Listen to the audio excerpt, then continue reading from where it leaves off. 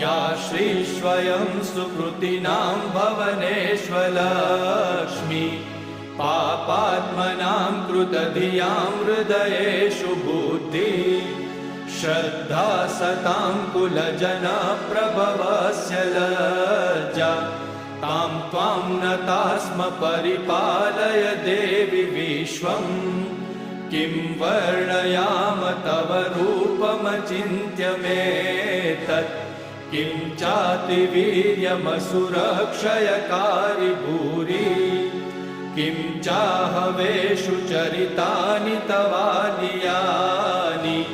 सर्वेषु देवसुरदेवगणादिकेषु हेतुः समस्तजगतां त्रिगुणापि दोषे न ज्ञायसे हरिहरादिभिरप्यपारा